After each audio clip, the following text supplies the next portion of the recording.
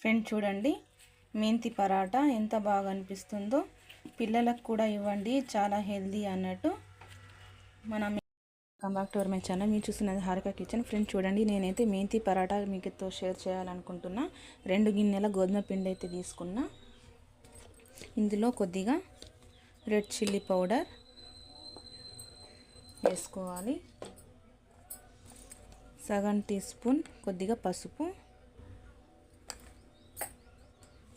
1 tea spoon జీలకర్ర,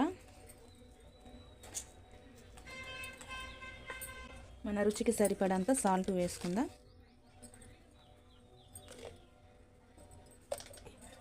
మెంతం కూర ఇలా సన్నగా తరుముకొని అయితే పెట్టుకున్నా. ఫ్రెష్గా కడుక్కుందాం.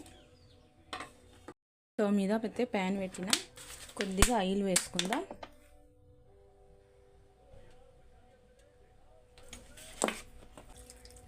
మనం మెంతం కూర సన్నగా తరుముకున్నాం కదా, ఫ్రెష్గా కడుక్కొని వేసుకుందాం.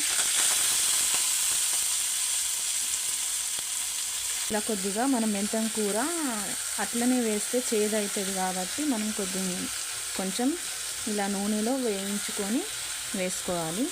అస్సలు చేదు రాదు. పిల్లలు చాలా ఇష్టంగా తింటారు అన్నట్టు. మనం పిల్లలకు టిఫిన్ బాక్స్కు కూడా ఇవ్వచ్చు. ఇలా మెంతం కూర మనం కడిగి వేసుకున్నాం కదా, వాటర్ మొత్తం ఇంకిపోయిన దాకా కొద్దిగా ఇలా దగ్గరకు వచ్చిన దాకా ఇలా వేయించుకొని వేసుకుంటే సరిపోతుంది. చేదుతనం వెళ్ళిపోతుంది అన్నట్టు. ఇలా వేయించుకున్న మెంతం కూర ఇందులో వేసుకుందాం.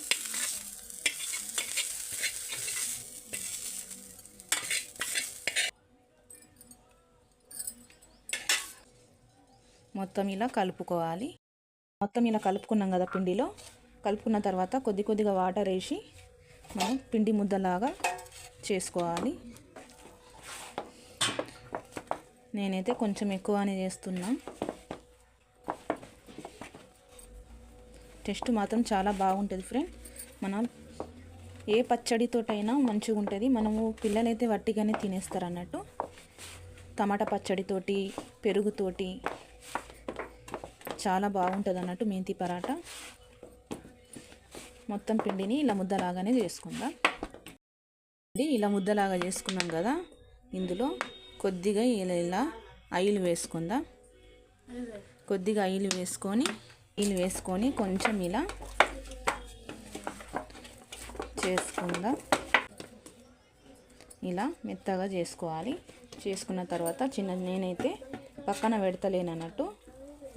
ఇలా చిన్న ముద్దల్లాగా చేసుకొని చపాతీలాగా చేసుకుందాం.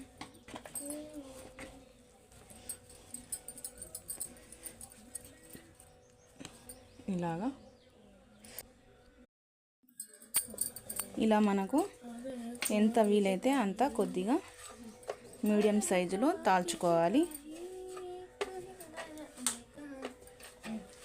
బాగానే గారికి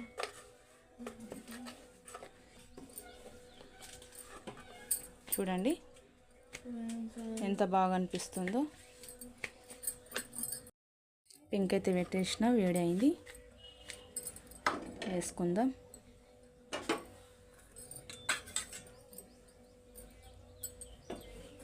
ఇలా పైనుంచి ఇలా ఆయిల్ వేసుకుందాం.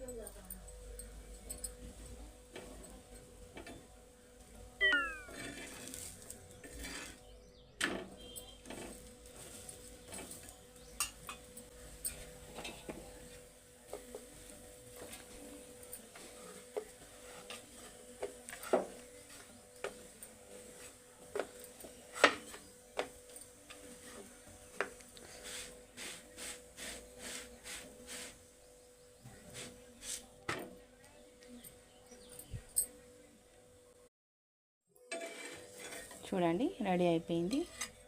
ఎంత బాగా అనిపిస్తుందో ఫ్రెండ్. చూడండి, మెంతి పరాటా ఎంత బాగా అనిపిస్తుందో. పిల్లలకు కూడా ఇవ్వండి, చాలా హెల్దీ అన్నట్టు. మన మెంతి పరాటా రెసిపీ మీకు నచ్చితే, మెంతి పరాటా నచ్చితే లైక్ చేయండి, చిన్న లైక్ చేయండి, కామెంట్ చేయండి.